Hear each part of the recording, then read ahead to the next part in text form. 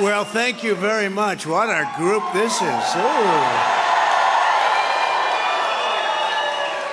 And we want to thank the fire marshals because they had a lot of work to do to get this crowd. We got a lot of people outside, thousands, and this is really great. We're very, very honored to be here in Manchester, a place that I've gotten to know very well on the political trail and love, and in particular to be in the great state of New Hampshire.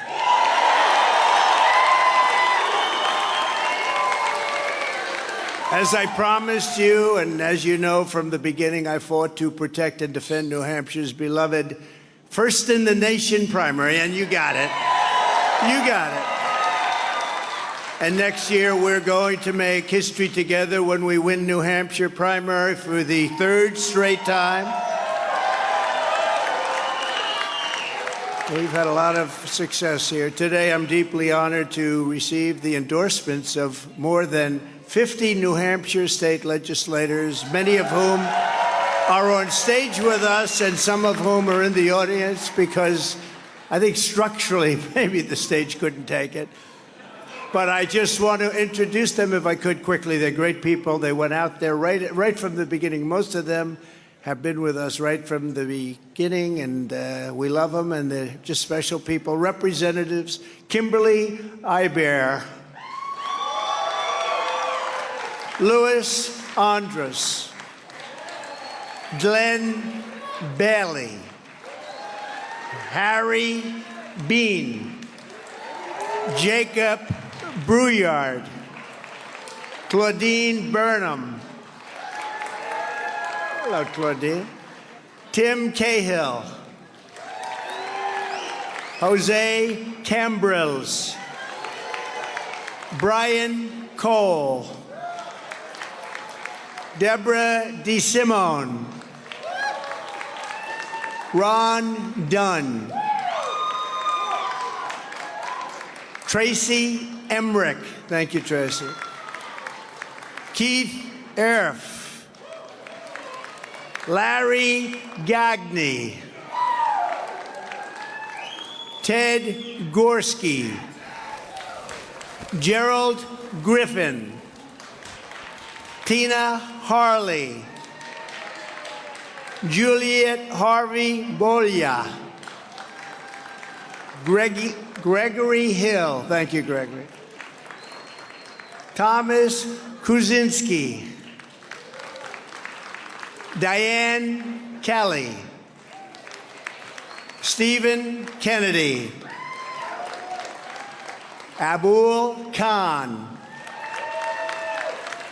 John Levitt, Nikki McCarter, Valerie McDonald, Charles Melvin, Dane Nagel, thank you, Dane, Christine Perez,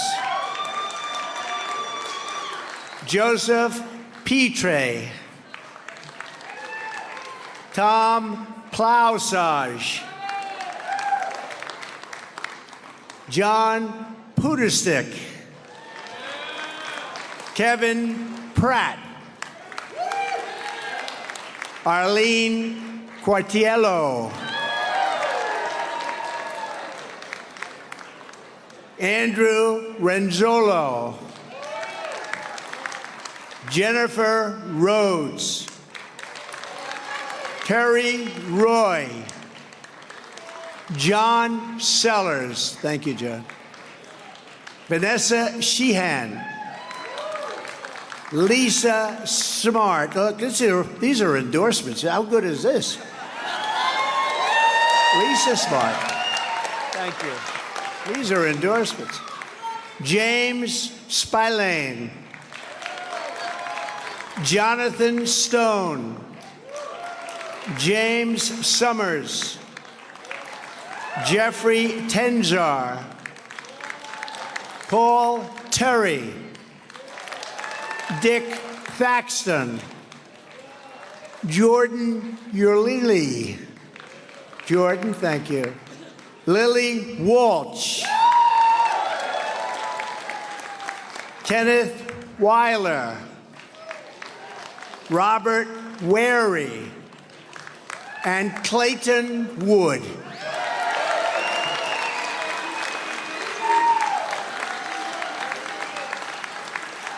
And somebody said, do you think I should introduce them? It's 51. Should I do? I said, you know what? They were out there at the front. Many of them were here from the beginning. I said, I'll take the time. You know, I'm not sure if television's too thrilled. Look at all these people. I don't know if television's thrilled, but we're thrilled, right? We're thrilled. I also want to introduce Bruce Breton and Lou Gargiolo, who have been with us for a long time, right from the beginning. Thank you both. Right from the beginning. Thank you, Lou. Thank you. And I want to thank President of the New Hampshire Federation of College Republicans, Harrison Spalthorf. Harrison, wherever you may be. Thank you, Harrison. New Hampshire Federation of Republican Women President, Elizabeth Girard. Thank you, Elizabeth. Thank you. The founder of the 603 Alliance, Fran Windolbo. And also my New Hampshire senior advisor, who's been with me for a long time, Steve Stepanek. Thank you very much, Steve. Stand up. Great job. Great job from day one. My state director, Trevor Nuglieli. Trevor, thank you very much. As well as somebody who really did a great job, ran for office, did very well, Caroline Levitt. Thank you. Thank you. Did a great job. And a very good friend of mine is here today, and he lives here, and he loves this state very much, and he was the first person that was with me. He said, you'll do it. This was a long time ago, in 2015, maybe before that. But he's been a friend of mine for a long time, loves this state, and he's a political pro. Corey Lewandowski. Where is he? Where is he? He's such a good guy. Thank you, Corey. And by the way, we will take a few questions if you want after we're finished. Is that okay? So I do that early so you can think. Otherwise, if I do it right at the end, that's the better way to do it. I'll finish and then I say, any questions? Okay, let's get out of here. Now you have a whole little time to think about it, but we'll take a few questions, okay? You think Biden takes questions? I don't think so. I don't think so. You saw yesterday, he had the cue card. He said, call this one. This is what she's going to ask, and here's the answer. They never did that with me in the White House, I can tell you. On Tuesday, Joe Biden officially announced that he will seek 4 more disastrous years in the White House. As you know, I've done very well against crooked Hillary Clinton. But today, I'm going to do this, and I think this could be maybe the most important part of what I'm going to say, because this is going to be a major announcement. Are you ready? Is everybody ready? I will be retiring the name Crooked from Hillary Clinton and her moniker. And I'm going to give her a new name, I don't know, like maybe Lovely Hillary or Beautiful Hillary. But I'm going to retire the name Crooked so that we can use the name for Joe Biden, because he'll be known from now on as Crooked Joe Biden.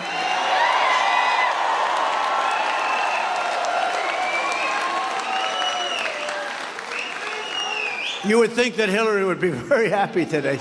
She's out there someplace celebrating. Because there's never been anyone in the history of American politics so crooked or dishonest as Joe Biden. And the press absolutely refuses to report it, all that press back there. Because frankly, they're just as crooked as he is, and they are. They're just as crooked.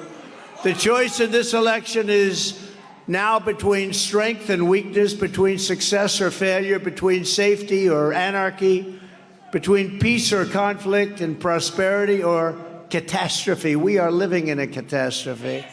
With your vote on November 5th, 2024, we're going to crush Joe Biden and the White House, that gorgeous, beautiful White House. We have to take it back. We're going to beat him at the ballot box, and we're going to settle our unfinished business. It's unfinished.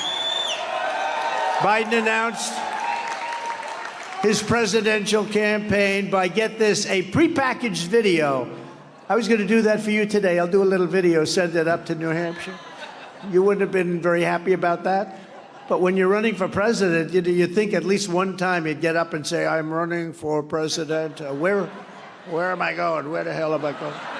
I want to get out. Oh, no, over there, over there.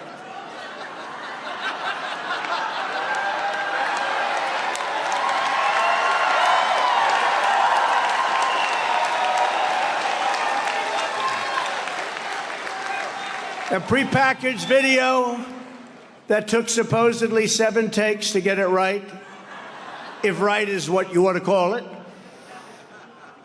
In it, he says he's running because Trump and MAGA pose a threat to democracy. Can you believe it?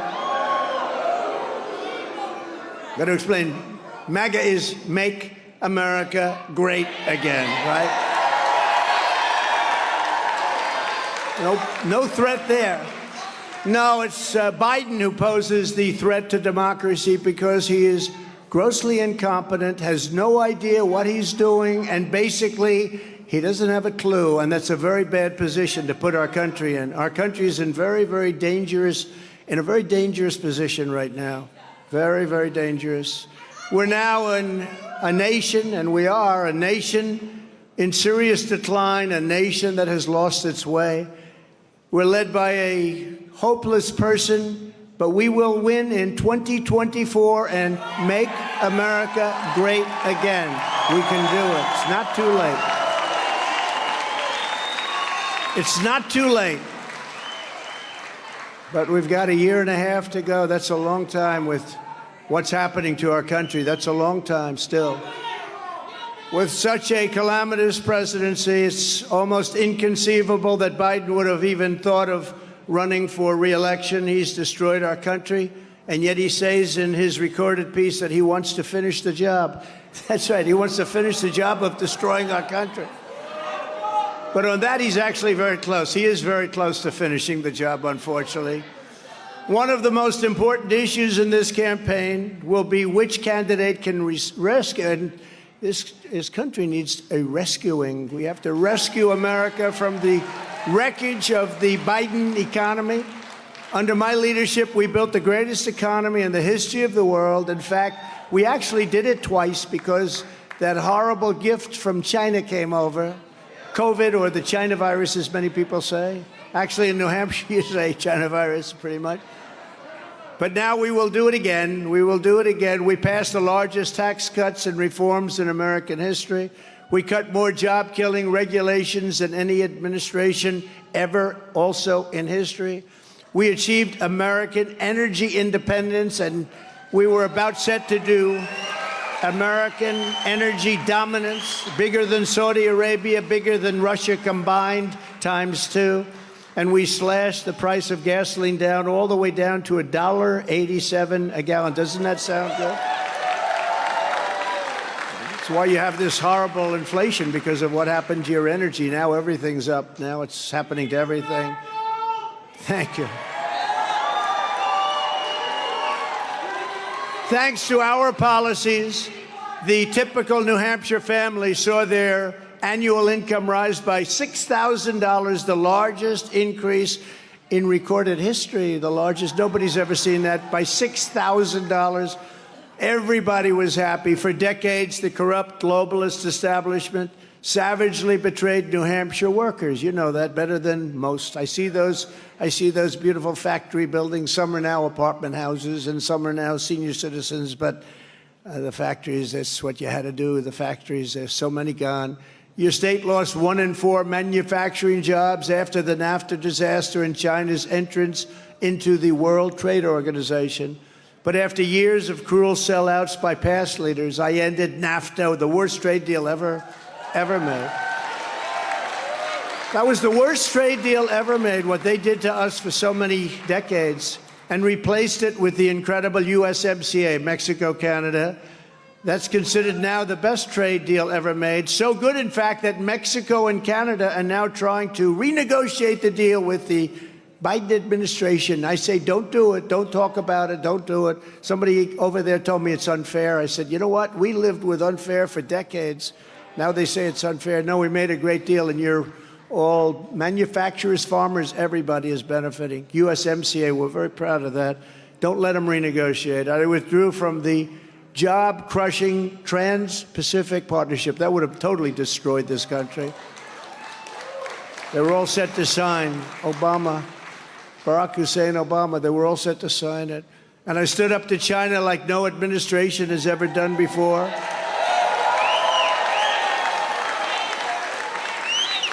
Bringing in hundreds and hundreds of billions of dollars, pouring into our treasury from China when no other president had gotten even 10 cents. Not one president got, and I literally mean not 10 cents. We got hundreds of billions of dollars. I don't think they like me too much, but that's okay. Well, everybody else is paid off by China, including, by the way, our president, okay? It's a big problem. You wonder why he does nothing about China, why he doesn't do what he's supposed to be doing, because he got millions of dollars from China. You see it. I made big promises to the people of New Hampshire, and as your president, I kept every single promise.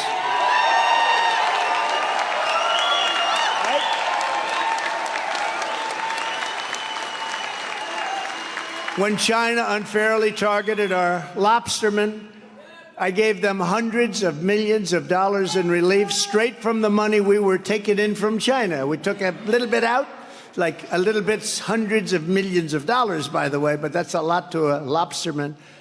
And we brought it back.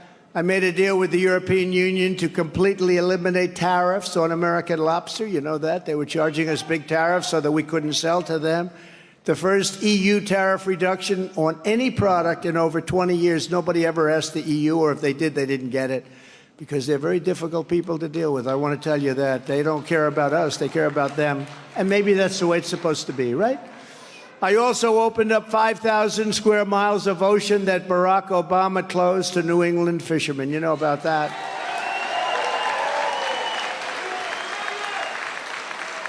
But you also know I opened them up totally. Nobody could even tell me why they closed. Think of miles and miles of beautiful ocean front. And now I understand that they want to close it up again. Is that true? I can't believe it.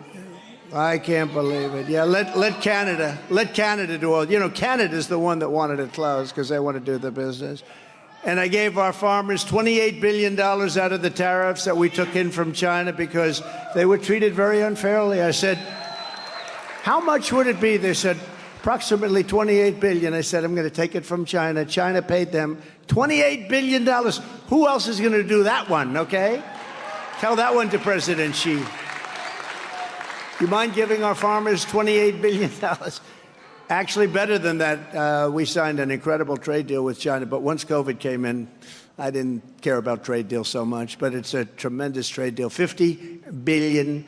And it was an amazing deal. But once COVID came in, I didn't even talk about it. In everything I did, I put New Hampshire first, and I put America first, everything.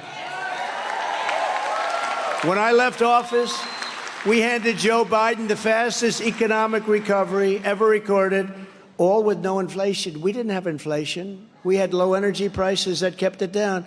When he stopped the energy, stopped the drilling, you know, I have a sign, drill we must, right? They have a sign, don't drill. We won't, they won't do it. They won't do it. What they're doing is crazy. And what it's done is raised everything. And now everything's so high, and now they've taken on their own inflationary trend. It's not just energy anymore. But they did that with energy. They destroyed our economy with the high prices.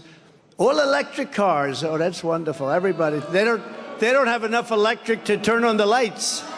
And now they're going to say, let's do all electric. I love electric cars. They go for about an hour and a half. Then you're in the middle of nowhere. You're saying, how do I get this thing charged up? He took that booming economy and he promptly blew it to shreds. He took the greatest economy in history. It was just announced that in the first quarter of 2023, GDP growth was a very weak 1.1%, and the forecasts show it's going to be getting much, much worse. So we're at 1% and getting worse. That doesn't sound too prosperous, does it? Look at these other countries that are eating our lunch. I had them. They were doing anything they could. They respected your leader. They respected your country, I want to tell you. They saw me coming. They weren't happy. They weren't happy. Every time France, or one of the countries, but France in particular, they were a little difficult. I really like their leader, but he's a very difficult guy.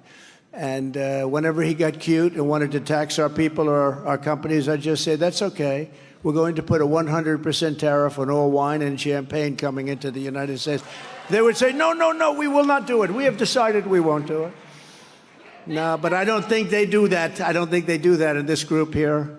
We should have tremendous power. We have tremendous economic power that we don't use. But, you know, we better be smart, because soon we're not going to have economic power. We're not going to have anything. Since Joe Biden took office, the typical family has lost over $7,400 in annual income. Think of that. Inflation is out of control. Banks are collapsing. Banks are going bad. That's a bad sign. You remember 1929, it started with the banks. Real wages are down 24 months in a row, the longest losing streak ever in our country. Think of that, real wages. That's what it's all about, is real wages. The trade deficit has surged to a record $1 trillion. Household wealth has declined by $4 trillion. These are numbers that nobody's ever seen before. You know, they stand up and they say, no, the economy is good. The economy is horrible. After Biden shut down the Keystone XL pipeline that I started and passed a $20 billion tax hike on American energy, gas prices in New Hampshire are up 53%. And your state, congratulations, you did have one good thing from this administration. You set a record, if you like records, but not like this. Your state has the highest electricity costs in the entire nation. Tell your governor he ought to work on that a little bit. You know that, Steve? You have the highest cost in the entire nation. I will quickly be able to cut that number in half, or more than that. I'll do that. Nobody knew that. New Hampshire has the highest electricity cost, I think the highest energy cost, but highest electricity cost in the nation. Let's go to all electric cars. How does that sound, right? You have the highest electric cost in the nation. They don't want to give you... They don't want you driving, like, how about driving for about an hour and 15 minutes? And then say, it's time to get a charge. Joe Biden cares only about enriching his own family. I care about enriching your family and you. A Biden victory will be bad for you, good for China, and truly great for these globalists. We've got a lot of globalists. A Trump victory will be bad for the globalists, the rhinos, the communists, the Marxists, but it will be great for the hardworking people of New Hampshire.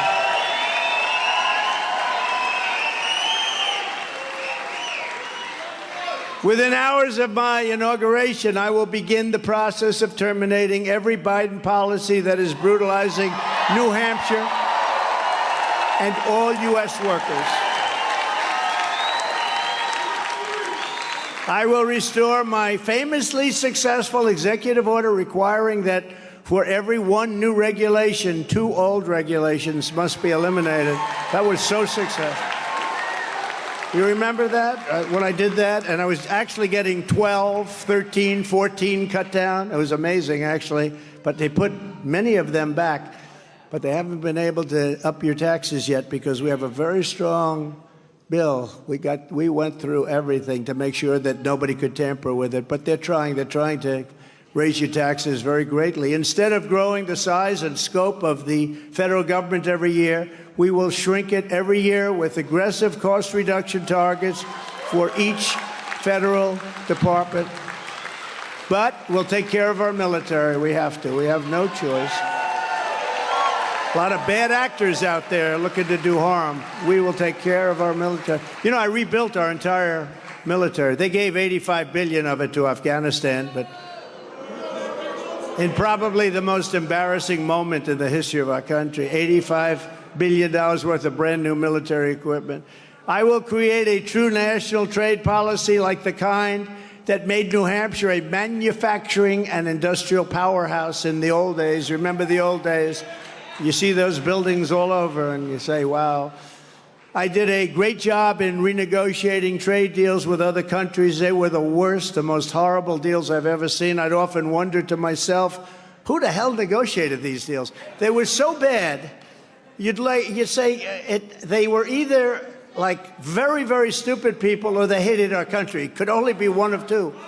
I think both. Yeah, I think probably. I think maybe both. No, the worst deals I've ever seen with Japan and with South Korea, Mexico, Canada, China, all of these countries, it was just amazing how bad they were. And, you know, like South Korea, we take care of their economy, we take care of everything, we take care of the military.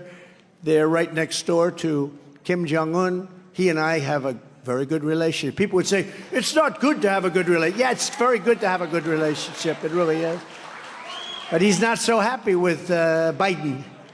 He says bad things about Biden. But what I really wanted to do, the Trump Reciprocal Trade Act, you know what that is? That will go along with the Trump tax cuts, which they haven't been able to terminate because we've drawn them so powerfully under the Reciprocal Trade Act. This is, think of this, every country, do we have any children here? No. Couple. Close, that's such a good-looking guy. Put your hands over your ears. Every country, he'll hear it soon enough. Every country is screwing us, right? So they've all charged us taxes and trade barriers. India, China, everyone. Europe, by the way, all over Europe. Under the Trump Reciprocal Trade Act, if India, as an example, or China, Europe, any place, any country charges us, let's say, 100% or 200%, that's what they do. You could ask Harley Davidson, you could ask a lot of companies that are unable to put their product into these countries because what they do, they make it impossible. We immediately charge them the exact same thing. It's called reciprocal. Reciprocal.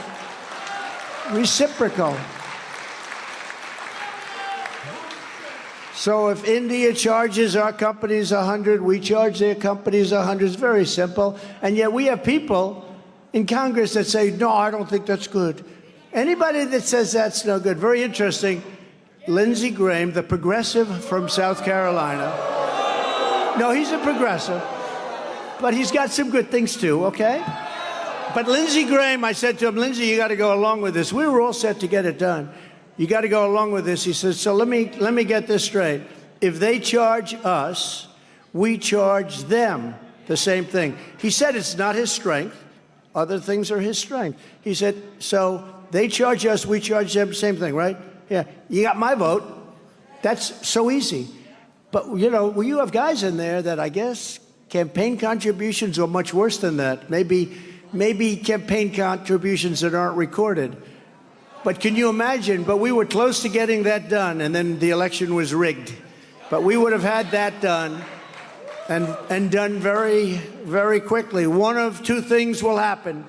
They will get rid of the tariffs on us. They'll most likely get rid of them if you start doing this, because we have countries that it's so imbalanced, so unfair. The deficits are massive. As an example, with China, $600 billion we lose every year. I got it down, way down.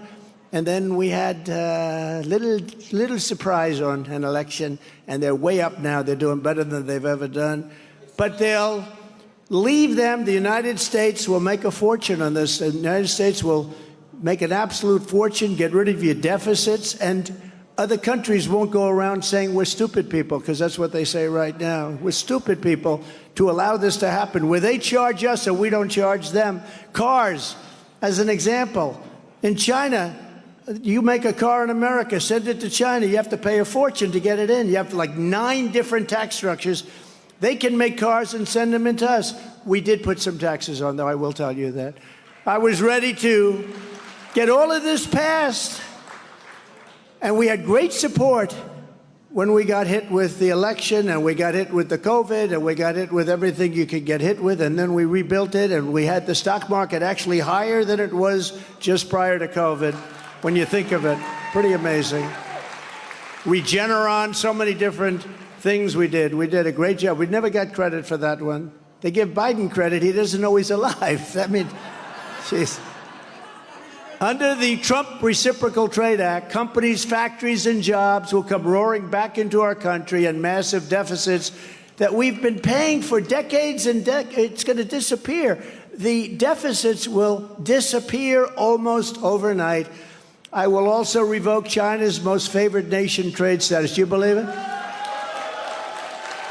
They were given a most favored nation because they say they're a growing nation. Well, we're a growing nation also, okay? If they're a growing nation, then we're a growing nation. I will gain total independence from China economically.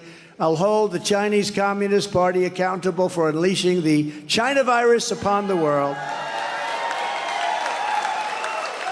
And nobody can pay the cost of what that costs. The lives, number one, the lives all over, the millions and millions of lives. But you're talking about $50 to $60 trillion. China doesn't have it. Nobody has that. But something will happen. There's going to be something happening. Just like I got $28 billion for the farmers, something's going to happen, because what took place there is disgraceful. And it did come from the Wuhan labs, as I said, from day one. Biden is proposing a $4.7 trillion tax hike. Congratulations. I, on the other hand, will deliver tax cuts, energy price cuts, and interest rates cuts, the likes of which you have never seen before. Your interest rates are so high, your housing values are going down, and the economy is doing terribly. Unlike Ron DeSantis, the Bushes, the Ryans, the Roves, Karl Rove, he's another beauty, the Rhinos, and the Democrats, I will always protect Social Security and Medicare for our great seniors. I will end Joe Biden's war on American energy and immediately begin the process of expediting construction of new natural gas pipelines to New England.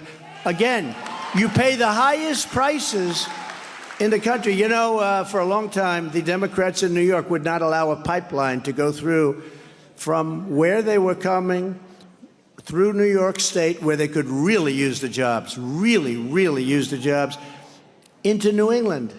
You know where you get a lot of your energy from? Is Russia. They have Russian ships out there. For years, they've had Russian ships. And if they did a pipeline going through a place in New York State that needs it so badly, they need the jobs, this would be a positive. And you don't see it. It's underground, and the environmentalists and the governors. And once you get that done, I'll tell you, and I will do it. We'll do whatever you have to do. I'll get it done. It's a simple pipeline. New York has fought it off for years. It's not going to happen. Not going to happen. Your prices will drop in half and much more than that. You're paying so much higher than anybody else. That's the reason. But we love New York other than that, right?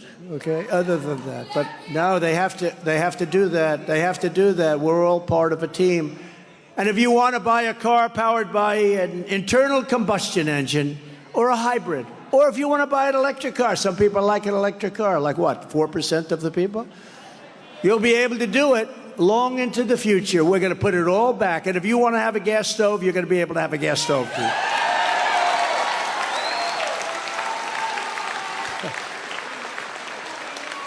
Can you imagine them saying you can only buy electric cars when they don't go far enough, they don't drive long enough, when some people don't like them, and when the batteries are all made 100% in China or in areas that China controls? Who is coming up when we have more liquid gold under our feet than any other country, including Saudi Arabia and Russia? But we're not allowed to use it. The electric car takes so much energy to create the battery that they won't break even environmentally. If you're a believer in that, the making of the battery throws off more, let's call it dirt into the air, than anything you're going to do by driving one of our very beautiful cars around for a long period of time. So they don't say it. But very importantly, China has all the minerals, has everything you need to make the batteries. They're going to make them. We don't have that. We have everything. We don't have that. This is like this is opposition research. This is really incredible. When you look at it, you know, I started saying about a month ago, I realized how crazy the borders, ridiculous. We don't want to open borders. April Fools, right? Remember, he says, it's like everything's April Fool's Day. All electric cars, April Fool's Day. I don't mind electric cars. You should have everything. Some people might like electric. Some people might like something else. Some people might like a motor scooter. Let them get whatever the hell they want. But to force them, when we don't have enough electricity for ourselves, you go out to California, they want all electric cars, and yet they have brownouts during the summer and blackouts. The whole state goes out, and then they say, oh, let's hook up another couple of million cars. The whole thing is crazy. It's crazy. And that's why I say April Fools. Everything, they don't want voter ID. How simple is voter ID? We don't want voter ID. Why don't they want voter ID? Because they want to cheat. That's all. Our opponents know that no one can match us on the economy, and that's the reason that we're way up in the polls. We have polls. I'm going to show you a couple of them. So today, a very respected poll came out. Emerson, big poll. It has Trump.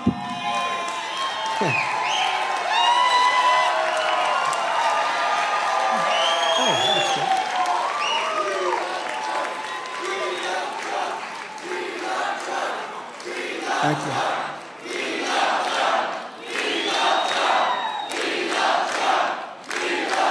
Thank you.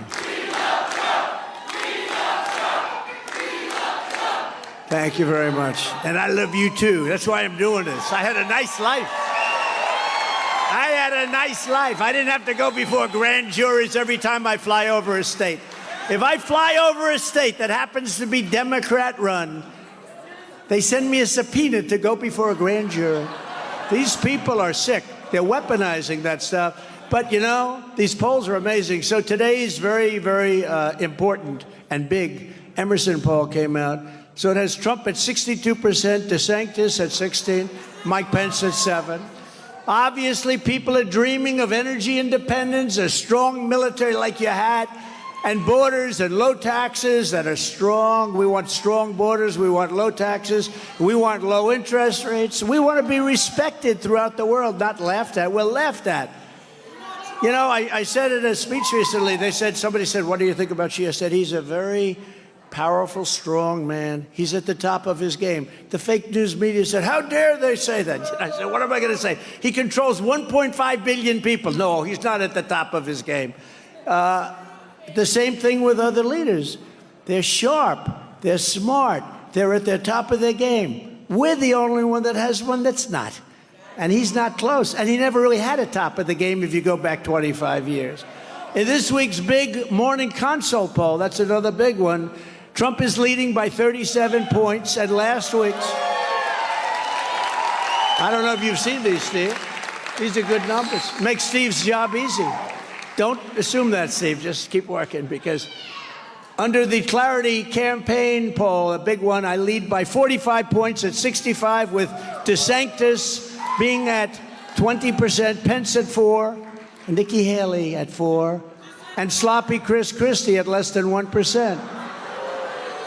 Which, by the way, is substantially better than he did 7 years ago on the same stage against me right here in New Hampshire. Remember, he was less than 1%, so now he's still less than 1%, but he's doing much better, you know?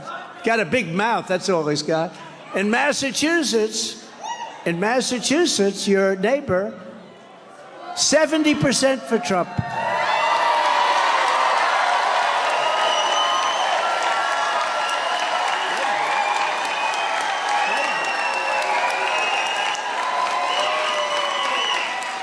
And in the Florida Voice poll, this is Florida we're talking about, 80% for Trump, 80.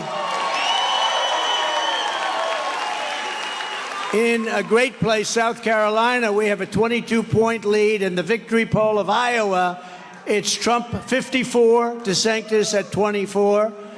And in the new JL poll of New Hampshire, we're 33 points. Think of that one. 33 points up. I just saw that. That's pretty good. You're doing a good job, Steve. You're doing a good job. We're at 51% with all these people running, all these people. 51, we're up 33 points but we will not play prevent defense. You ever see the NFL? They hold a team scoreless for almost 4 quarters. They just have to do it one more time, one more series, and they say, we're going to go prevent. Touchdown, touchdown, touchdown. We don't play prevent defense. It prevents you from winning. Prevent defense prevents you from winning. That's the worst defense. I don't like it. When I see if you're with a team and they go prevent, say, bet on the opponent. And then they want to do something on the debates. Think of this. They want to debate. They want to have, I have people at 1/2 of 1%, 1/4 of 1%, 1%, 3%, 2%, 4%, 7%. And DeSantis is very low and crashing. He's crashing and burning. Don't forget, when he came to me, he was at 3%. So he failed in his campaign. Then I endorsed him, which I could have done without, but I endorsed him and he went up a lot. But he went up and he won. But when he campaigned for a long time, he failed. And now he's failing again because now he's getting a chance to campaign without Trump, to put it mildly. To put it mildly. But so these debates, you know, Nixon and Reagan and Bush #1, others. No, they didn't debate in the primaries. They didn't debate. I mean, seriously, you look at the boards and you see these things, 1%, 1%, 2%, 1%, 3%. And you look at these numbers and we're at 60 and 70%. Why would you do that? You want intelligent people, don't you, to be running your country? But I do look forward to the debate with Joe. No, corrupt.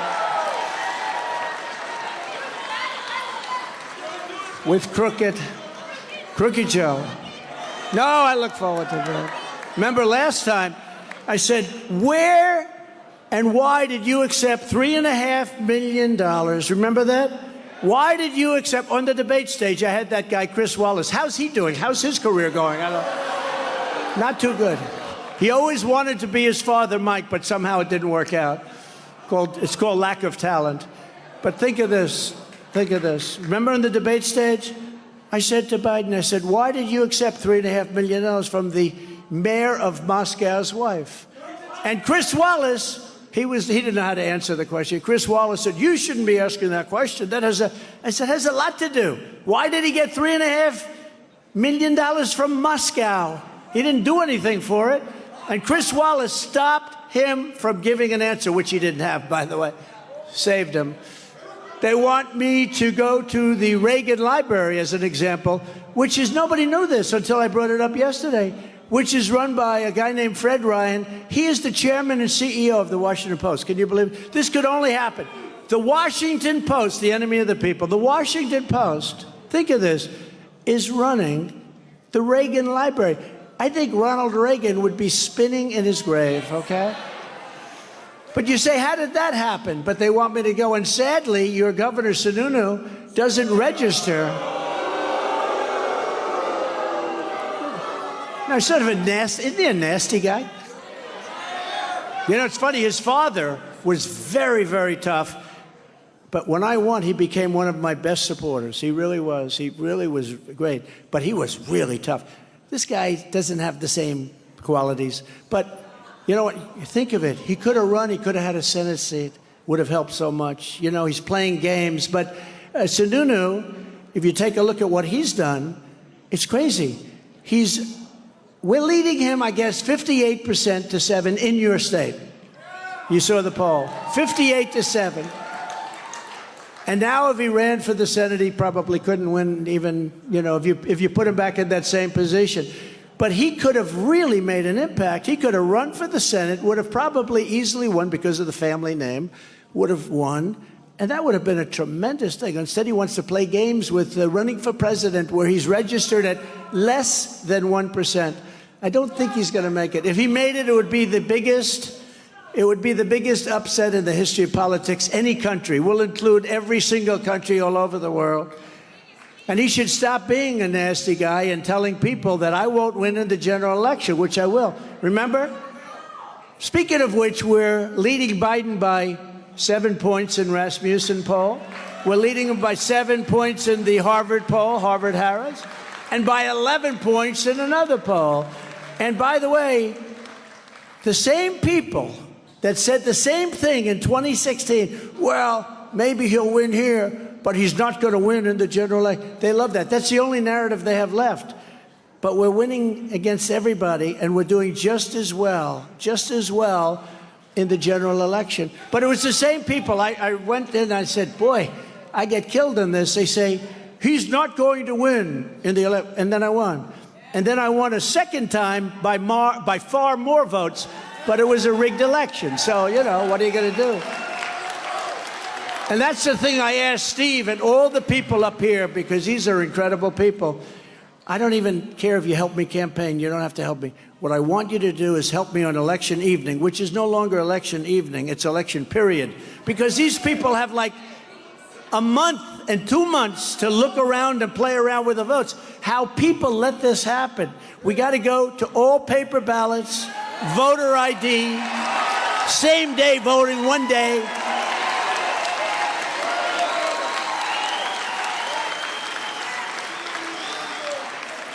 How about some of these guys? The votes aren't final until 2 weeks after the election. You say, how do you tabulate the result? What do everybody wait? The nation waits? It's a disgrace what's happened. And I asked the people on stage, and we have a lot of people in the audience that are great politicians and very important for your state, I don't want help. I don't even want help with the vote. I just want help on making sure the vote is cast and counted fairly. You know, Lenin, did anyone ever hear of Lenin? He said, the vote counter is far more important than the candidate. Has anyone ever heard that? Lenin, as they say in Russia. But no, the vote counter is far more important. It's very sad. We did so unbelievable. We got more votes than any sitting president by far. We got millions of more votes than Barack Hussein Obama. I was told if we got the same number, we can't lose. We got millions more, millions and millions more. And, well, we thought we won until about 10:15 in the evening. Then all of a sudden we said, what's going on here? Now we got to straighten out our borders. We got to straighten out our elections, because we're like a third world country. These incredible poll numbers are one of the main reasons that the Marxist left is coming after us, using the criminal justice system for massive election interference. That's what they're doing. They want to weaponize law enforcement to interfere with our elections through the use of the DOJ and the FBI, attorney generals, and local district attorneys who actually, you know, the district attorney we have in New York, he's reporting into Washington. They sent one of the top guys from Washington to help him run his office. That's beautiful. Isn't it a wonderful life? But in the end, they're not coming after me. They're coming after you, and I'm just standing in their way. I'm just standing. I will always stand in their way. But we can't let that happen, because that's going to a lower level even than what happened in 2020. That's going, in my opinion, to a lower level that even happened in 2020. And they're working on it. I got more DAs and local people nobody ever heard of. We want the president in to testify. On what? I have nothing to do with it. Well, we want him in anyway to testify. Maybe he'll make a mistake. Maybe he'll do something. It's a disgrace. What's happening with our country is a disgrace, and it's a laughingstock all over the world. As the endless witch hunts and persecutions reveal, our enemies are desperate to stop us because they know we are the only ones who can stop them. They know that. There's never been a movement like this. By the way, in the history of our country, there's never been a movement like MAGA, Make America Great Again. There's never been a movement. We've never had a movement.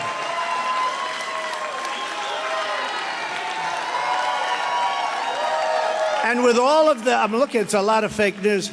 With all of the news back there, nobody's ever questioned it. You know, if I say something and I'm like slightly off, they say, oh, he made a mistake, he this, that, you know, these people.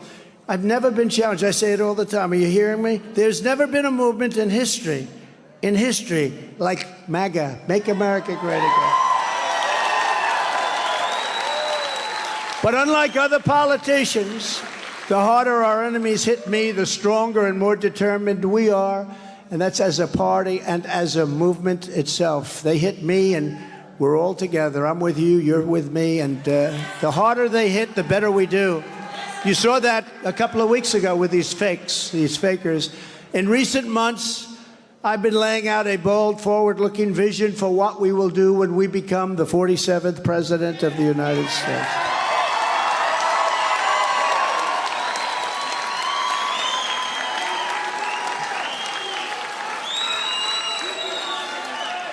Before I even arrive at the Oval Office, shortly after I win the presidency, I will have the horrible war between Russia and Ukraine settled. It would have never happened. That war would have. I spoke to Putin about it. There was no chance that he would have gone in with me as president, and there was no chance that President Xi of China would have gone into Taiwan. I was the only president in decades who didn't start a war. You know that. Everyone said, oh, he's going to start a war because they said I had that personality to start a war. They remember that? Oh, we can't vote for him. He's going to start a war. No, I used my personality that we didn't have to have wars. And I got out of wars, including knocking the hell out of ISIS. Took over 100% of the ISIS caliphate. 100%. I took over 99% of the ISIS caliphate. I said, all right, we're going home. Let's get our great soldiers. We're bringing them home. And the media started saying, well, why not 100? I said, you know what? We better finish it off because they'll say I left early and we knocked the hell out of them. That was the end of that. We took over 100%. We came home. But now I understand they're rebuilding again because they have no respect for our country. Standing before you today, I am the only candidate who can make this promise. I will prevent World War III. I promise. It's not going to be a World War III.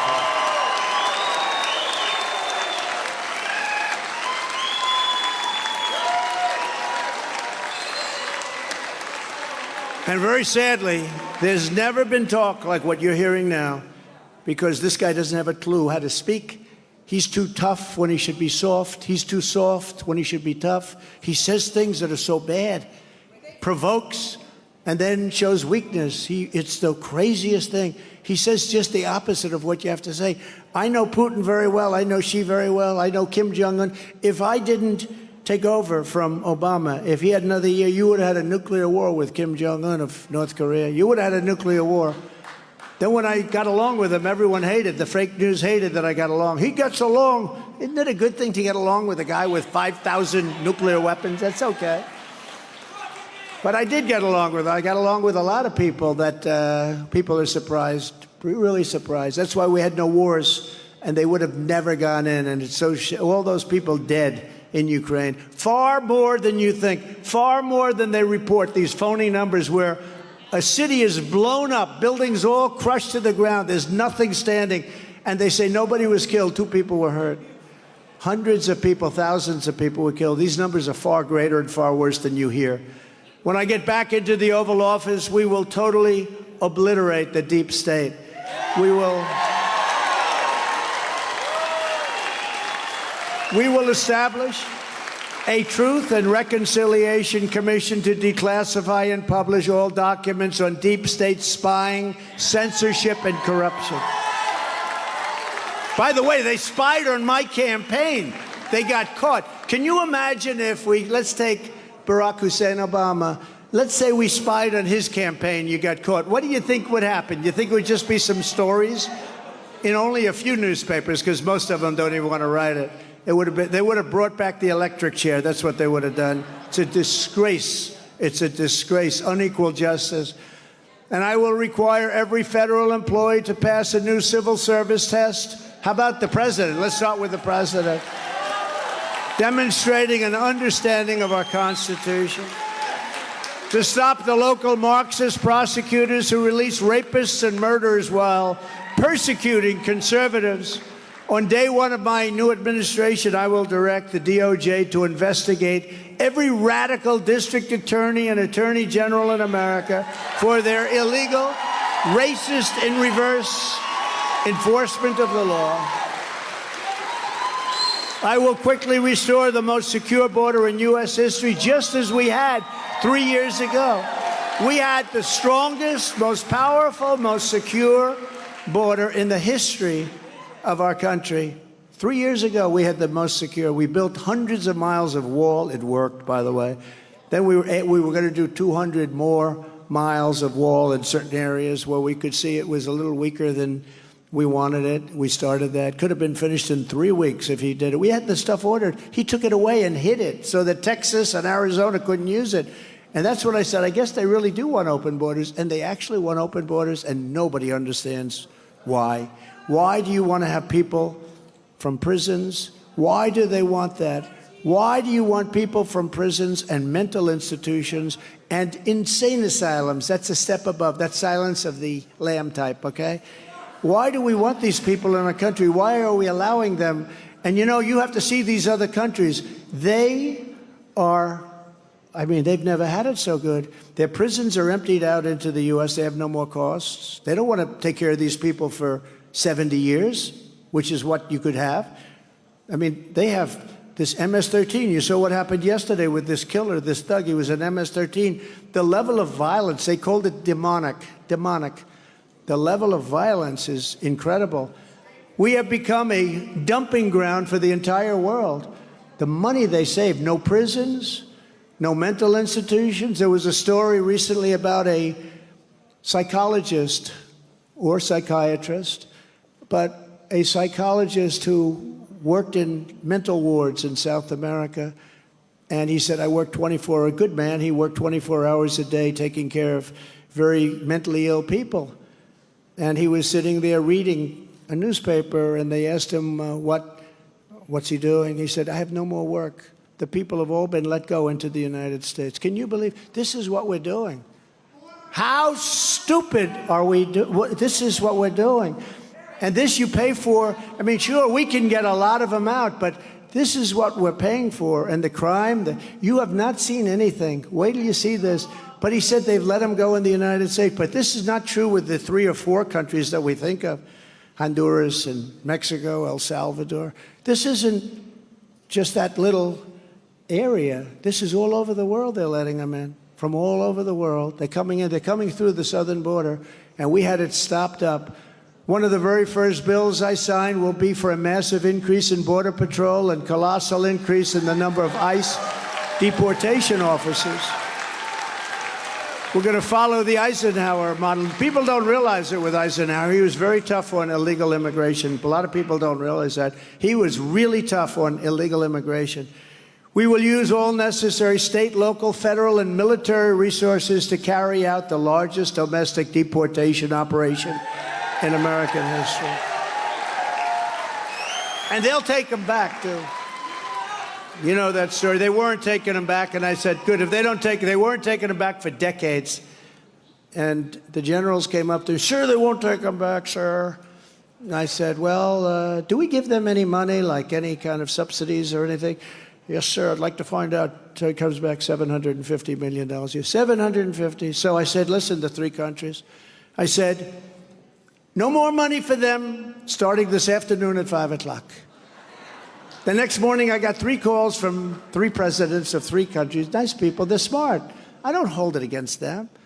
They got away with it for years. They'd put airplanes on the runways when we're flying in with prisoners or MS-13 people that you don't want in this country, believe me. These are vicious, the most violent gang in the world, probably, almost definitely. And they'd put airplanes so you couldn't land the plane.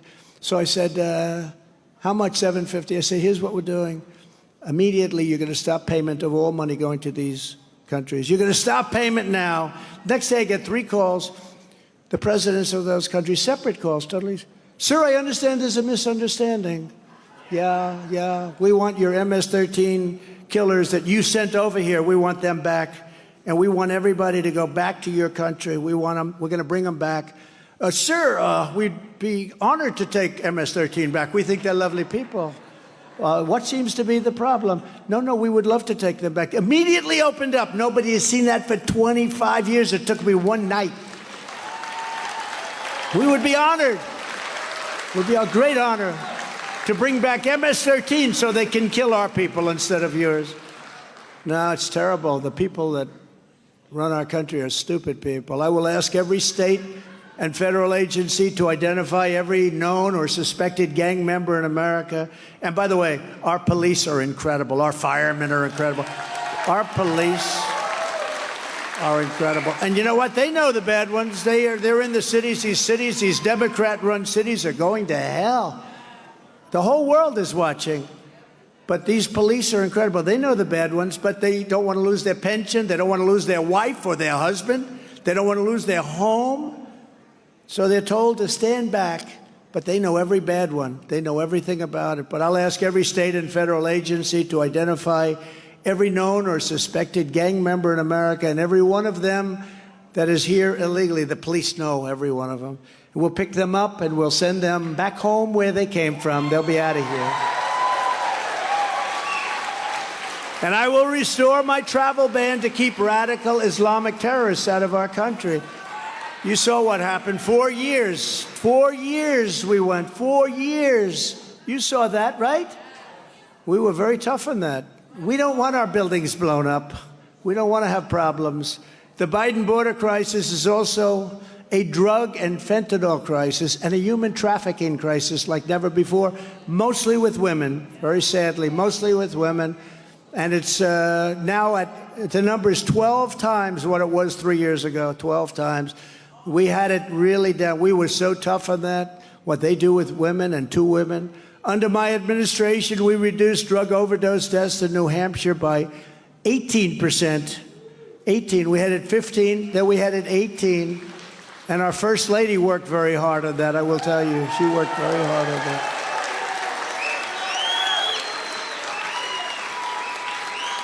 And instead of being down under Biden, as you know, and your police and firemen do an incredible job, you have a real big drug problem in New Hampshire, incredible, almost worse than anybody, relatively speaking. That's what the governor should focus on, not running for president where he's at less than 1%.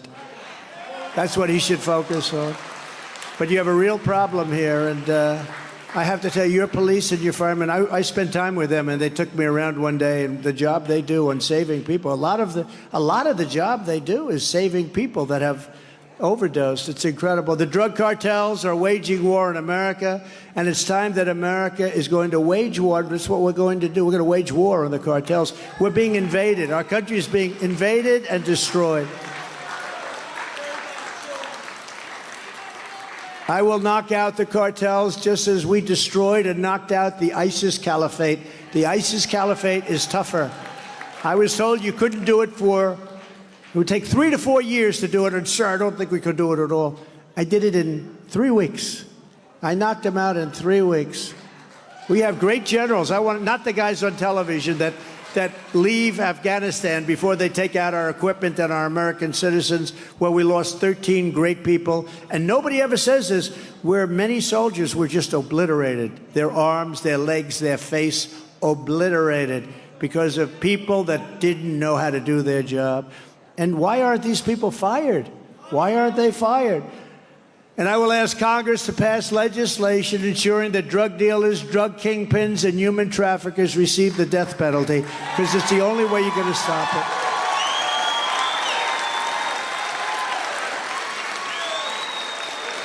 You know, I went to China, and I had a great time, and it was amazing, amazing culture, frankly, and I was with President Xi. 1.4 to 1.5 billion people. I said, you have a drug problem? No. No drug problem. I said, you mean with all these people, you don't have a drug problem? No drug problem. Well, what do you ascribe the reason to, may I ask? I think I knew. He said, swift trial. You know, there's no games with it. These people, you know, when you meet with President Xi, he doesn't say, gee, how'd the Yankees do last night? Oh, we have a lovely day. Lovely day. Isn't it beautiful out? Oh, it's so beautiful, Donald. It's so great. He goes, we will immediately proceed to work. And you know what? I love that. I think that's great. There's no bullshit. Okay? I think that's great. We will proceed. You meet him for 2 minutes. We will proceed. There's no games. Yeah, how did the Boston Red Sox do today? No, they don't talk about that stuff. They talk about other things. But I said to him, so what do you think? He says, quick trial. Quick trial. You know what a quick trial is? They take the person, they tried the person, and if they're a drug dealer, if they're selling drugs, unfortunately, they have the death penalty. and I don't think this country's ready for it. But they have no drug problem whatsoever. The big drug problem they have is they make drugs and send them into our country, like fentanyl. And even that, I had him set, except for this rigged election, he was set to make that a criminal, an absolute crime, with a death penalty for anybody making fentanyl. But once I left, once this horrible election took place, they send more over now than ever before. He was going to give the death penalty. That was his deal with me. He was going to give the death penalty to anybody that produced fentanyl. Can you believe that in China? It's too bad. All these people are dying all over. We're being invaded. It's like a human invasion.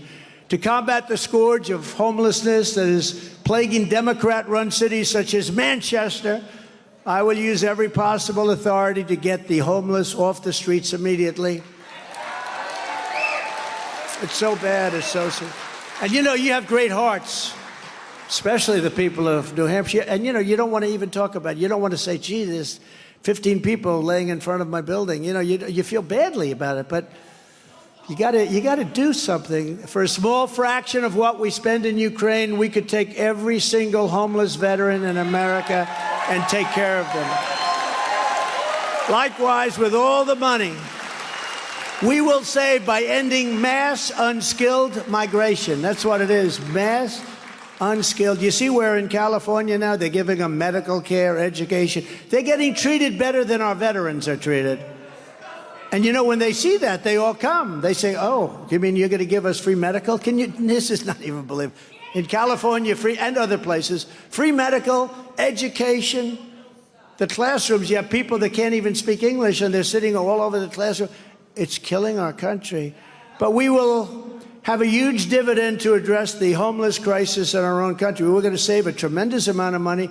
We're going to take care of them. We will get the homeless into tent cities, shelters, rehab, and mental institutions, and we'll get them off the streets of our cities. And living like that is no good for them, the homeless, and it's no good for the people that have to make our cities great again. You can't make your cities great when you have thousands of people laying all over the streets. To uphold our Second Amendment, I will ask Congress to put a bill on my desk delivering national concealed carry reciprocity.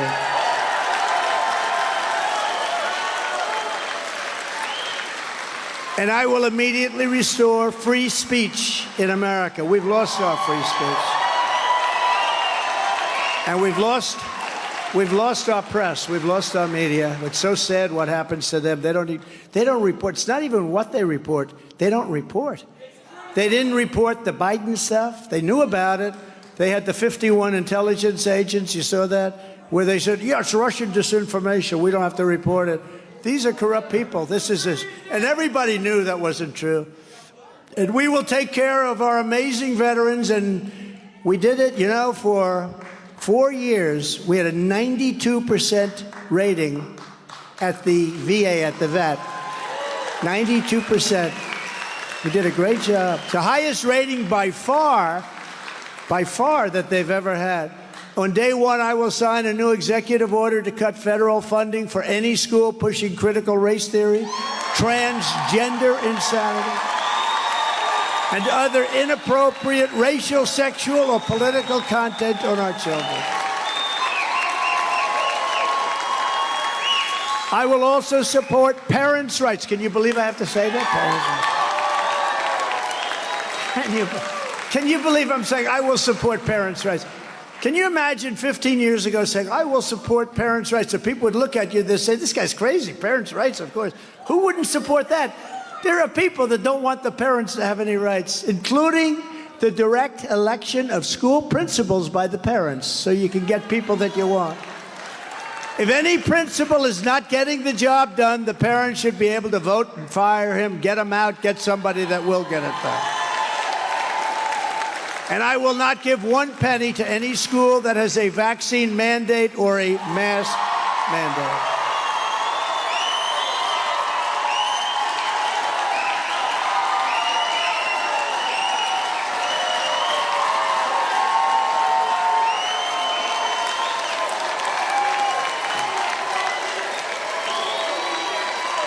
Crazy.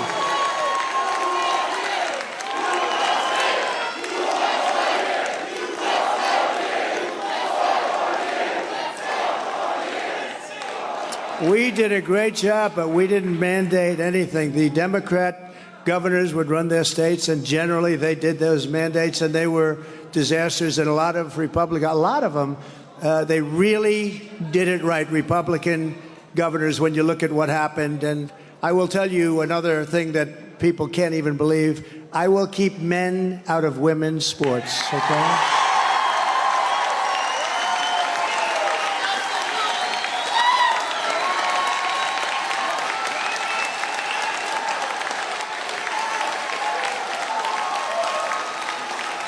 No, did you ever hear of anything like that?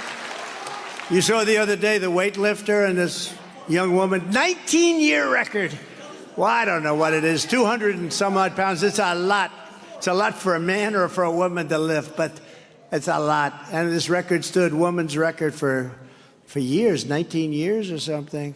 And she got over the barbell. They put like a little tiny ounce on one side, ounce on the other. This thing was, if you beat it by an ounce, you have the world record. And she got up there and, should I do it? I'm going to do it.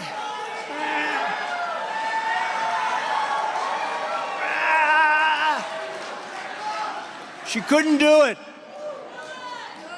Then a guy came along, who happens to be a woman now, according to the laws of our country.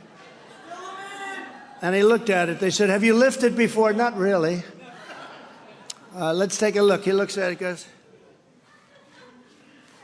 he has the record by like 90 pounds or something. Like, it is so stupid. It is so unfair. The swimmer you know about, right? The swimmer. She's a great swimmer. Great, great, great swimmer. She's going for the world record. She looked up and down. She sees young ladies that she grew up with. They're all great swimmers. They've been from the time they were born, frankly, because that's the way it is. They were good from the time they were born. Jack Nicklaus was a great golfer from the first day he picked up a club. That's the way it goes, right? You know, they were great. She looked up. She sees her friend. She looks down. Then she looked to her right, and there's this huge person. Looked like Wilt Chamberlain. Wilt the Stilt. He was 7'1". Now looked like with a wingspan. He was built like this. She was built, I'm sorry, like this. Most perfect body. I wish I had a body like that. I would have been president 20 years ago if I had this body. It comes down like this. And she looks, she says, wow, oh, whoa, I wonder how she swims. And you know the young lady was very seriously injured. You know that, right? Windburn, because he went by her so fast. The wind was so great. She got a bad, bad windburn, but she'll be okay. Now, do you think, does anybody really believe what's going on in this country? I will sign a law prohibiting child sexual mutilation in all 50 states.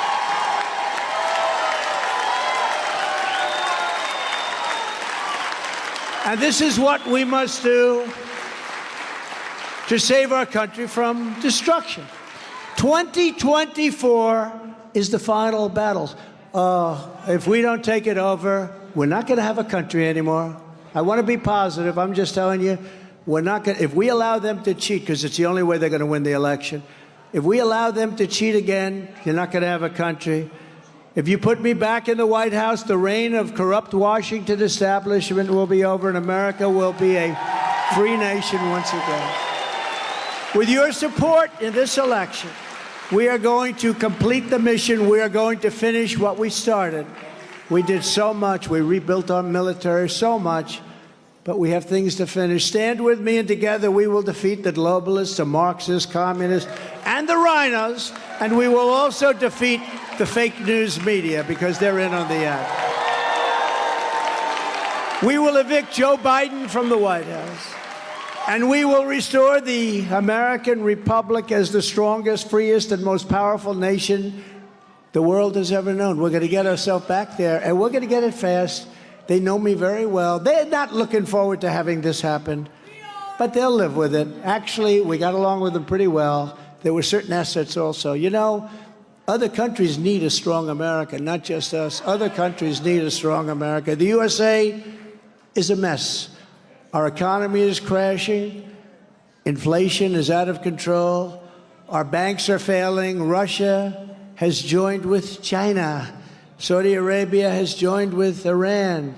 China, Russia, Iran, North Korea have formed together as a menacing and destructive coalition. Our currency is collapsing, and the dollar will soon no longer be the world standard. Can you believe this? And that will be our greatest defeat in over 200 years if we lose the dollar.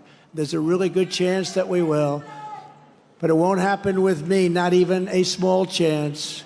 Just like Russia would never have invaded Ukraine, like China would not have even thought about raiding Taiwan. Wouldn't have happened. They understood. They understood. Can't do that.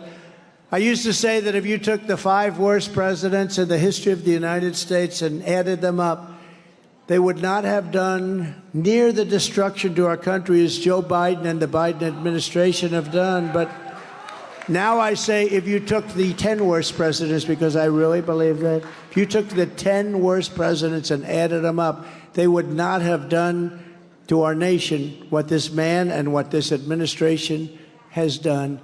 And by the way, they're going to, after this speech, they're going to be coming after me big time. We are a failing nation.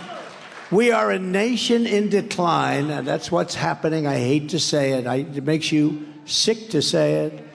And now these radical left lunatics want to interfere with our elections by using law enforcement. And we can't let that happen.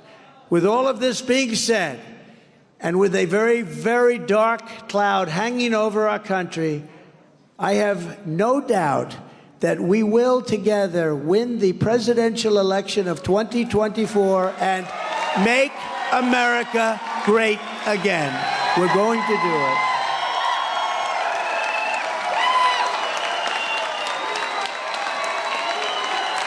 Thank you. God bless you, everybody. God bless you. God bless you. And now God bless me, because I'm going to take a couple of questions, okay? Where are we going to go with the questions? Do we have a mic at some point? Do we have a little mic? Oh, go ahead, please. Yes, ma'am. Hi, I'm Elizabeth Gerard. Thank you for the shout out early. I appreciate that. One of the issues we are super passionate about at the New Hampshire Federation of Republican Women is women's sports and keeping biological men out of women's sports and out of women's bathrooms. Right. We recently released a statement calling out Chris Pappas and Ann Custer for voting against the Protection of Women's and Girls Sports Act. So how do we ensure that women can compete on an even playing field and feel safe when it comes to this issue? Vote for Trump. That's how you do it. Okay? You're going to have no problem. You got me on that one before it was even an issue. It's the craziest thing. And, you know, it's amazing. It's a good statement and or question, but so many people, they hear it, they can't even believe it. They can't even believe what's going on with that subject. No, you vote for Trump. That's going to be totally gone. Okay? Go ahead, please. Yes, go ahead. Yes, sir, Mr. President. Thank you very much, Frank Dawson, and thank you for the phone call 3 years ago. I remember that, yeah. Thank you very much. You are the man. Thank you very much. I would like to ask you a question concerning the military. Okay. Do you promise the veterans out there, guarantee them that you will make our military stronger as it was before you were pushed out of office, and you will return, and also make a promise to all law enforcement, all legitimate law enforcement, that you will protect and support them all the way? So I remember the call. I don't know why, but I have a good memory. But I remember the call very much, and I appreciate the love with that statement, not just a statement. The answer is yes. We rebuilt our military. We have the finest equipment in the world. You know, we had jets that were 48 years old, where the grandfather was flying them. Some of the bombers, the grandfather was flying them, and now the grandson is flying them. Now, we're redoing our military. We redid a lot. As you remember, I made Space Force, and they tried to end it as soon as they came into office, and they had a revolt in the military. We created Space Force. That's the first time in 78 years since the Air Force that something like that's been done, creating a new branch. So the answer is yes, 100%. You will be satisfied. Not only that, the veterans are very satisfied, 92%. But now, in other words, we had an approval rating.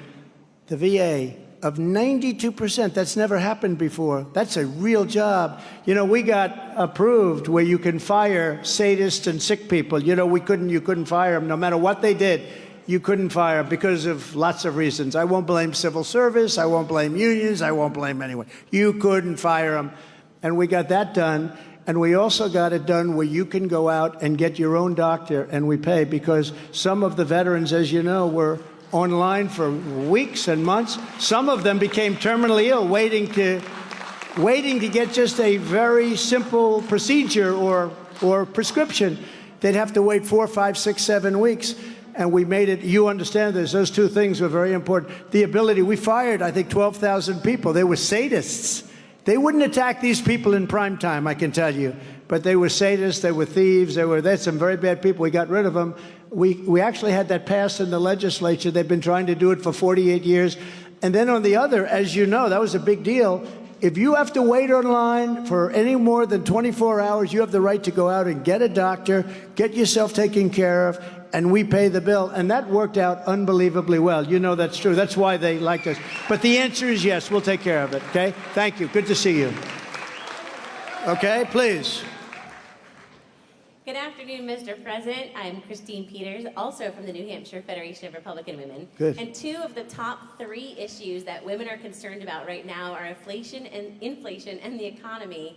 And how do things like the environmental social governance play into all of the economic issues that are facing women? Well, they do, and you know, you have these fanatics, the environmental fanatics. I'm an environmentalist. A lot of you are very, you want clean water, we want clean air. Nobody wants dirty air and water and other things.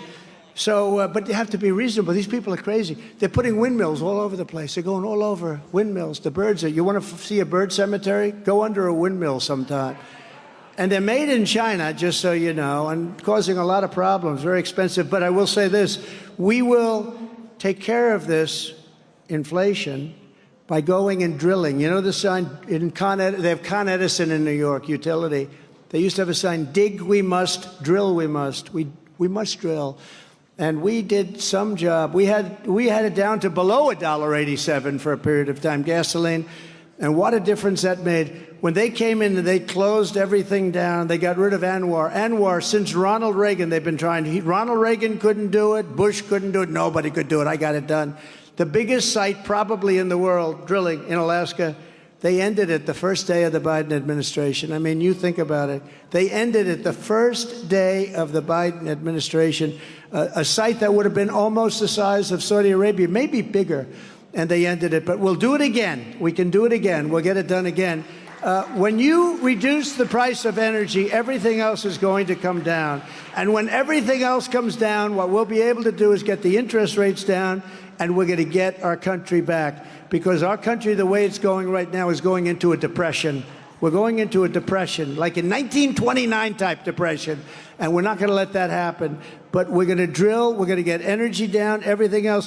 When they held it back, the energy became so oppressive, so expensive, that everything went up, and you had inflation at a level that you hadn't seen in 52 years, and it's still horrible. But we're going to bring energy down, way down. We're going to get the interest rates down. We're going to get back to a great life. We're going to strengthen up our military. And we're going to be able to deal with China and Russia and everybody. And they're not going to play with us. They're not going to play with us. Thank you. Okay? Go ahead.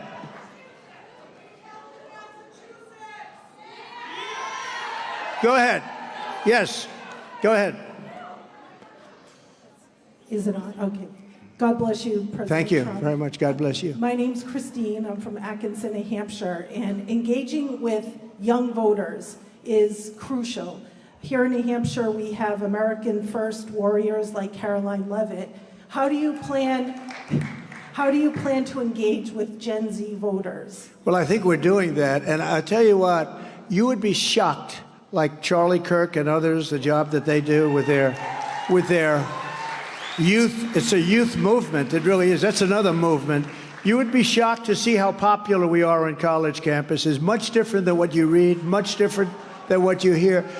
But, you know, one of the things about having this horrible thing take place where 4 years of We've lived in 4 years of hell in this country in many ways, many ways, more ways than you even know. But one of the things is they have shown how bad they are. And we'll be able to do things now to get it straightened out. We have to make our cities safe again. We have to clean up our areas. We have to get things going in this country again. They've shown how bad things are. The voting is so dishonest. People see it. People see it. All you have to do is just have a little common sense, and you see the level of dishonesty, because we want strong borders. We want great elections. We want strong elections. We want great education. And all of the things that have happened in the last 4 years have shown how bad these policies are. And it's actually, in a certain way, going to make it much easier for us. Okay, one or two more. Go ahead. Do you have anybody over there? What happened to that man with the mic? Let's go over here. Hi, my name's Tony. I'm actually Tony. here from the Cape, all the way from Cape Cod. Nice place. Very nice. I just have a question on election integrity. So we're all here for... Or lack of integrity. Thank you. That was going to be my next question. How are we going to take back 2020? I know we got 2024, but we need to still work on what happened with 2020. And how are we going to make America great again by taking back the 2020 debacle? The best thing we can do right now, and there are a lot of people going, working very hard on 2020, because, history, you can't forget history. If you forget, you're doomed to failure in the future. But there are many cases going on right now. You know that. I think you're involved in some of them. But there are many cases going on right now in different states. If you look at Wisconsin, what they found out in Wisconsin, they were one crazy vote away from turning over the election. And they should have turned it over. This was a political whack job that voted the wrong way. And other judges on that panel just excoriated him. But you look at what's happened in some of these states, they get it. They know what happened. But you know what we have to do? Never forget that. I'm not one of these who say you have to forget it. So many people say, sir, put it in the background. You can't forget. Because if you forget, they're going to do it again. What we have to do is we have to win. Because, you're talking about a very short period of time. We have to win, and we have to win big. We have to win. We have to really swamp them. If you swamp them, there's not a thing they can do. There's a level at which they can't do it. And to be honest, we did so well last time, I sort of thought we swamped them, but they used COVID to cheat, among other things. So they used COVID to cheat. We're not going to let that happen, and we're not going to hopefully have any of that. But we have to watch. The most important thing you can do is on election night, meaning election period, I'm sorry to say. France just had an election recently. 36 million votes, all paper ballot. You had voter ID, and it was same day. So you had same day, voter ID, all paper ballot. The election was over at 10 o'clock. The numbers were cast. Everybody went home. Congratulations. There were tears and there was joy, and that's what we should do. Same day voting. Because when you have voting that lasts for 44 days, and everybody's looking around and moving things around, and why is this truck here? What are those things that are moving in and moving out? People have to have confidence in elections. People have to have confidence. The problem is we have a lot of people without courage. That includes judges. We have judges that looked and they said, oh boy, I'm not turning this over. They didn't have courage. They didn't have courage to do what should have been done. But we can never forget that. And it is, a lot of people are continue on. We have to win, though, now. Now we have one coming up, and we have to win like never before. We have to get more votes than anybody ever got. And we have to watch those polling places, stand over those. They threw our people that were watching, our poll watchers, they call them, they had thugs, in many cases, throwing them out of the room. And these were good people. And it'd say, I'm a poll watcher. Get out of here. Get the hell out of here. I mean, they intimidated these people. And it was just such a horrible, corrupt election. We have to have courage. And if we don't have courage, you're not going to have a country. I love your question. I love your question. Now we have to win, and we have to win bigger than ever before, and we'll get it all straightened out. Okay, we'll do one more. How about one more? Go ahead. Now, this is a bad question. Or if I don't give a great answer, I'll do another one. Because, Elton John said, encores are very dangerous. You do a fantastic concert. Everyone's going crazy. Then you do an encore of a song, it's good. Then you do another encore, and the song doesn't work. And you leave. Everyone said, what a rotten job. But you're never going to say that about Trump, right? Let's go. President Trump, my name is Brendan, and I would just like to know, what is your plan for dealing with the growing threat of North Korea? North Korea has been a very good example of what intelligence is. I got along great with Kim Jong-un. We had a very tough start. I called him Little Rocket Man. I called him Rocket Man. I called him lots of things. He called us. And then one day I got a phone call, and they said, you know, we want to get together. And the Olympics in South Korea was coming up. Nobody bought it. They weren't selling anything. And all of a sudden, I got North Korea to participate in the Olympics, and the thing sold out like in 2 days. It was incredible. We did a great job with North Korea. We will be able to deal with North Korea. I don't think this administration will be able to deal with North Korea. Okay, one more. Go ahead, one more. Yes, ma'am. President Trump, I believe most Americans can agree that the radical left's defund the police movement was destructive to our police force. It's still going on, too, by the way. Absolutely. When you are president, what will be done to correct the getting our police up to par with proper training, with proper numbers, and get them back on track? So you're talking to the right person. We are taking care of our police. You know, when I was in office, we had billions of dollars worth of Army equipment, Marine equipment, naval equipment, billions in storage rooms all over the United States. And Obama didn't want to get it out because he said it looked too tough. It didn't look good to give it. I said immediately, get it out. I gave billions and billions of dollars. You know what I'm talking about. All of this ex-military equipment. It was incredible. And for safety, including trucks that were armor-plated, I gave it all to the police. We got it out. It was sitting there drawing dust. But very valuable stuff. We took care of our police. We are going to take care of our police, and we're going to make sure that we support our police, because our police can solve the problems of our cities instantaneously if you let them do their job. And we love our police, and we love our firemen and everybody else that does. But we have to support them, and we can't have them be afraid that if they use one wrong word, their life is ruined. We can't let that happen. And, you know, one other thing, they do an incredible job, and you have bad apples. Every once in a while, something happens. It shouldn't happen, and we have to understand things like that can happen. We have to support our police. These are great American patriots. They used to do a job. Now they're not allowed to do the job. We have to allow, especially in our cities that are rotting and decaying, we have to let our police back. We have to let them do the job that only they can do. They're fantastic people, and we are with them, and we're going to help fund them. We're not defunding. We're going to fund our police. Thank you. Great question. Well, ladies and gentlemen, I want to thank you. This is an incredible place. This was a great day. I enjoyed it so much. I want to thank Steve and all of these incredible endorsers, because that's a record-setting endorse. But I want to thank you all. God bless you all. We'll be back. God bless you all. That's good.